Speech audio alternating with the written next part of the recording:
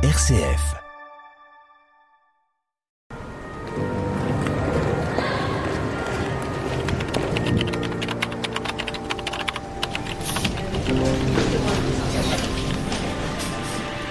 La Marne à vos côtés, votre rendez-vous hebdomadaire pour découvrir initiatives locales, actualités, rencontres inspirantes. Présenté par Jérôme Gorgeau, en partenariat avec le département de la Marne. Aujourd'hui, nous allons parler recrutement et j'ai la meilleure personne au monde pour en parler au sein du département de la Marne. J'ai Amandine Zerbini avec moi. Bonjour Amandine. Bonjour Jérôme. Alors Amandine, c'est quoi ton titre exact ? On est obligé de passer un peu par ces choses protocolaires, mais... Alors, je suis chef du service recrutement et mobilité. Ah oui, donc c'est très clair, voilà. Alors... Amandine, c'est quelqu'un de très agréable, très souriant, mais très professionnel aussi, et c'est un peu une des premières portes d'entrée pour certaines personnes qui veulent intégrer la collectivité, ce qui peut arriver assez fréquemment. Toi-même, on va un peu parler de toi un instant. Amandine, tu es au département depuis combien de temps ? Alors, bien, dans quelques jours, ça fera 19 ans que je suis au département. Mais t'es rentré à quel âge ? 10 Très ans. tôt, très tôt. Et alors donc, tu es rentré il y a 19 ans, mais t'as fait quoi ? Tu as fait un concours classique Alors, t'avais un parcours un peu avant, non ? J'avais effectivement un concours. J'avais réussi le concours de rédacteur territorial, mais avant d'intégrer la fonction publique, je suis passée par 2 années dans le monde du travail temporaire. Ah oui, donc ça te fait une bonne expérience par rapport à cette nouvelle fonction, quoi. Ça t'a permis de voir un peu dans le privé comment ça se passait. C'est ça, au total, 21 ans de recrutement. 21 ans. Alors, qu'est-ce qui fait quand on est une jeune femme comme ça, qu'on a envie de se mettre dans le recrutement ? Tu as une envie comme ça, tu te dis tiens, j'ai envie de recruter. C'est étonnant. Le recrutement, tout simplement, donc un métier passion, tout simplement parce que j'aime le contact avec les gens, j'aime aussi apprendre. On ne sait pas tous ce que fait le voisin, quel métier, quelles sont ses fonctions au quotidien. Ça me permet donc d'apprendre en fait aux côtés aussi bien des recruteurs, mais aussi que des personnes que j'ai en face de moi en entretien. Alors, t'as l'impression aussi de quelque part, c'est un peu bête, mais de rendre service ? Parce que finalement, le recrutement, c'est quand même, c'est l'embauche, quoi. Ah, tout à fait.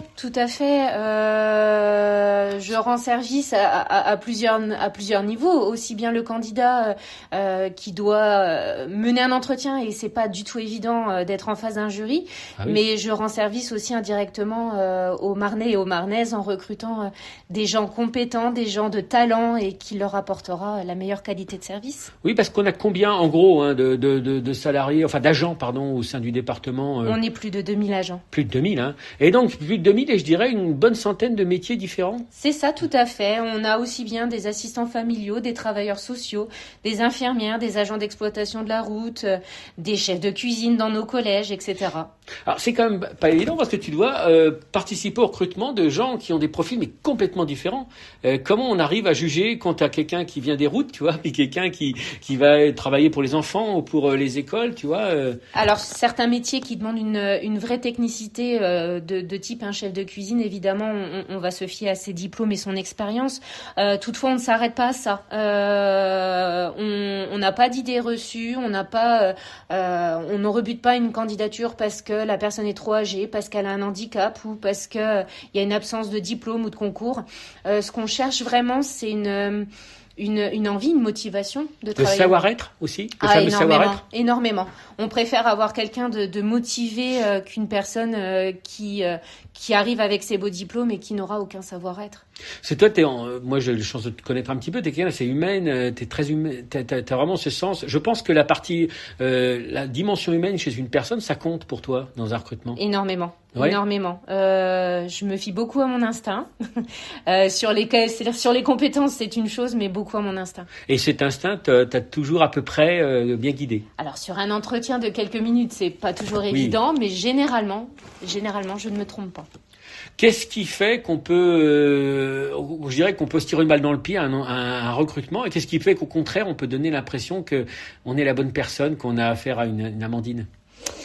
La phrase de trop en entretien. Vous avez passé un super entretien et puis la phrase sur je sais pas du télétravail. Est-ce que vous proposez du télétravail? Est-ce que vous proposez combien le salaire, etc. Quand vous avez mené un bon entretien et puis que vous allez de but en blanc sur des questions qui viendraient peut-être pour moi en second temps. Ouais, je trouve Ouais, que tu c'est dis pas... c'est dommage, on était sur de la motivation et d'un seul coup, on rêve, voilà, tu te demandes Où est l'intérêt? voilà. Où est le vrai intérêt? Et la petite phrase qui va bien, c'est le petit truc qui peut faire au contraire basculer dans le bon sens. Alors c'est pas une phrase, c'est tout un savoir-être. Tout un savoir-être. Ah oui, quelqu'un qui vient avec un dynamisme, un sourire, une envie, une motivation. Le regard, tu regardes le regard? Le regard, il dit beaucoup de choses. Il en dit long. Donc Les il faut être gestes, psychologue un petit peu. Tu dois être un peu psychologue, non? D'une certaine manière, c'est vrai que... Tu dois observer quelqu'un? On est énormément dans l'observation. Tu vois quelqu'un, tu regardes peut-être comment il tient ses mains, comment... Alors la posture en dit long sur les candidats. La posture, les mimiques du visage, le regard fuyant ou le regard sympathique, le regard qui pétille pour certains, ça m'est déjà arrivé aussi. Des gens qui ont vraiment une détermination à être là, on le sent, même dans la tonalité de la voix. Alors, on revient un peu plus global, mais tu m'avais un peu évoqué, avant pour qu'on a préparé cette interview, qu'il y avait le recrutement inclusif et porteur de sens qui est important au sein de notre collectivité du département de la Marne. Oui. Tu peux un peu me développer ça, s'il te plaît? Oui. Recruter, ce n'est pas seulement pourvoir un poste. C'est un vrai engagement. C'est-à-dire que il faut trouver le bon travailleur social parce qu'il agit sur de la protection de l'enfance. On ne peut pas jouer avec la protection de l'enfance. Recruter le bon chef de cuisine qui mettra tout son cœur dans ce qu'il va faire, c'est donner la possibilité à nos collégiens d'avoir un bon repas, parfois le seul, faut le noter aussi, parfois le seul de la journée pour les enfants qui sont en grande difficulté sociale. Non, il y a vraiment une stratégie derrière et l'envie de trouver des talents, en fait, des vrais talents pour mener à bien les missions de service public. Alors, et l'inclusif, tu parles d'inclusif, donc parce que vous tenez compte un peu du handicap? Oui. Je rappelle que le handicap est une des missions principales du conseil départemental de la Marne. Hein, donc c'est aussi pour expliquer un peu à quel point c'est important au sein de notre collectivité. On y est vigilant au moment du recrutement. C'est vrai que on accueillera avec toute la bienveillance une personne porteuse de handicap, mais ce n'est pas non plus qu'au moment du recrutement qu'on le fait. Et là, c'est plutôt la partie mobilité de mon service qui va intervenir, où on accompagne également nos agents qui ont des situations de santé qui se dégradent ou qui ne peuvent plus exercer leurs fonctions. On va les accompagner dans une reconversion et veiller à ce qu'ils se sentent tout aussi bien dans un métier qui n'était peut-être pas le leur à la base. Alors, là, je demande pas un chiffre précis, ça n'a pas de sens, mais une fourchette pour se faire une idée. Le département, il recrute plusieurs dizaines combien? On est sur une centaine. On est sur une centaine de recrutements par an. Une centaine de recrutements par an. 100 Et les gens à le savent. 150. Est-ce que tu as l'impression que les gens le savent? Non, je pense que le département n'est pas encore connu, en tout cas suffisamment connu dans toutes ses missions. J'ai souvent des candidats qui ne savent pas quelles sont les grandes missions du département. Le département agit sur les routes, le département agit dans le social, il agit dans les collèges. Mais même les collèges, on agit à quel niveau? Oui. Au niveau des bâtiments et des personnels techniques. Voilà, mais ça c'est important et c'est peut-être que les gens devraient réviser un peu avant de venir. Mais donc oui, donc il y a ce besoin un petit peu, je dirais, de faire savoir qu'il y a beaucoup de propositions intéressantes et les métiers sont c'est très vaste ce qui est proposé tout au long de l'année. Une centaine d'emplois quand même, c'est pas rien. Tout à fait. On espère pouvoir proposer rapidement un nouveau répertoire des métiers qui permettra aux candidats ou aux futurs candidats en tout cas de mieux cerner quel est l'éventail des métiers qu'on a à proposer, aussi bien dans le social, dans le technique, dans l'administratif. On a vraiment une grande richesse de métiers. Imaginons que quelqu'un écoute cette émission et se dit tiens, je vais voir ce que propose le département. Il va chercher où cette information, ces propositions de postes, où on peut se tenir au courant des postes proposés par le département. Alors avant tout, marne.fr. Marne.fr, vous avez le site du département. Tout à fait. Vous pouvez y retrouver toutes les offres. Elles y sont publiées une fois par mois. Et si vous avez peur de louper quelque chose, etc., vous avez également le site emploi territorial qui recense toutes nos offres. Ouais, donc vraiment, on peut vraiment, et c'est tenu à jour, quoi. Donc il y a moyen et tous les mois, il y a au moins une dizaine de Tout à fait. Voilà, donc ça vaut le coup de surveiller, quoi. C'est ça. Ah, donc c'est bien. Tu as ton service, qui est le service de recrutement. Vous êtes combien?